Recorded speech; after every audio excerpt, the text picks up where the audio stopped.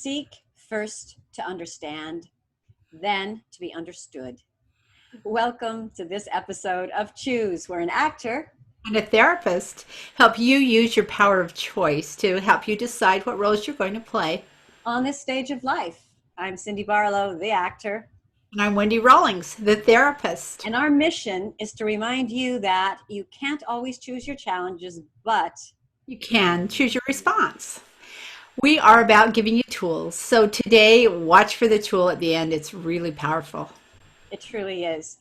And you know, in our life play, we're not acting on this stage by ourselves. So, like it or not, a large portion of the drama on the stage of life derives from interacting with other people. Now, as an actor, when I'm preparing a role, I will not only study my own character's wants and needs, but I will also study those needs and wants of the other characters in the play. All of my choices when I'm acting in the scene with these characters will be influenced by how my character perceives the other characters and my beliefs about these other characters. So true. And in life, we look at everyone that we interact with through a lens, and that lens can either cause us to misjudge their motives and behaviors or get them accurately, depending on how clear our lens is. So I want to talk about an example of, because what we're going to talk about is personality types. So I'm going to give you an example in my own life of having judged somebody and learning how to look at them differently. So many years ago, I was in kind of a difficult and a little bit of a confusing relationship. I was with someone who I had great admiration and affection for, and we had a lot of things in common that we really felt excited about, but there was just something in his nature that just frustrated the heck out of me. And he had issues with me too. So, Imagine, what's that? imagine that. Exactly. Imagine anyone would have an issue with me. So some of the needs that I felt in the relationship um, were difficult for him to relate to, and many of his character traits he also found that he couldn't relate with me either. And we tried, we were really vigilant in trying, but neither of us could really feel, happy and content in the relationship. And then a friend suggested that we see an expert on personality types.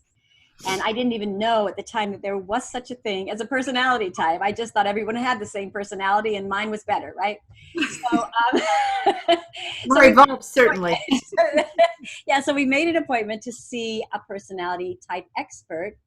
And so what happened in this man's office totally revolutionized my life and revolutionized how I looked at relationships.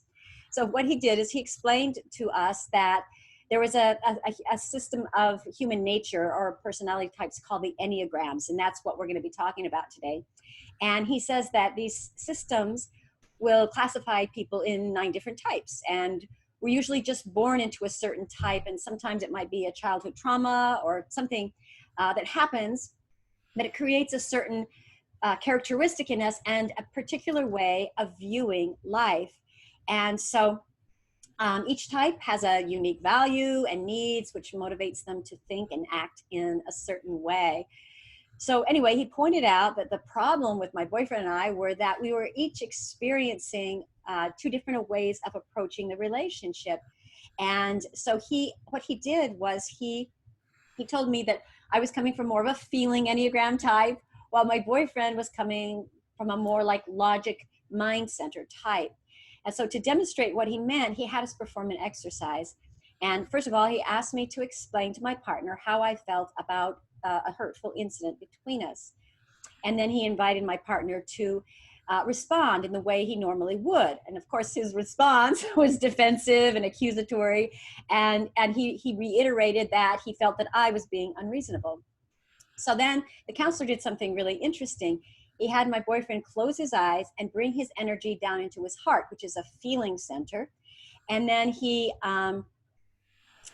wanted to consciously, take him out of the logical center in his head. So then he asked me to repeat to him what I had just said earlier, and I pretty much verbatim just gave the same, the same speech that I said.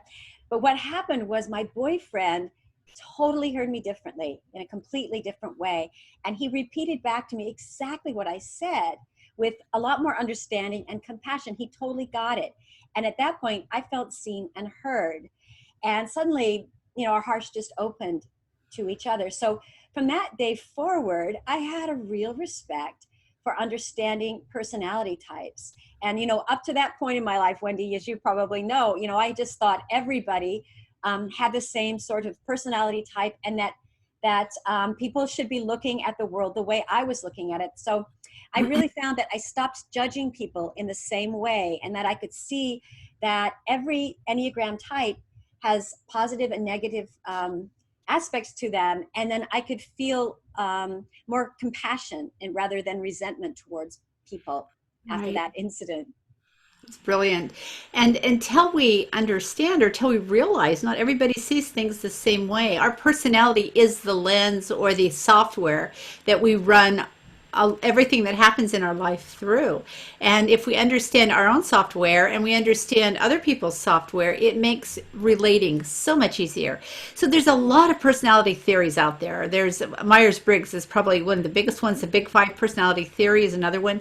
Enneagram is a little lesser known, but we both love it because it's so rich.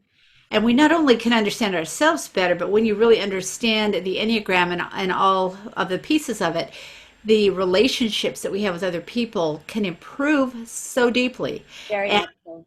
yeah, it's transformative.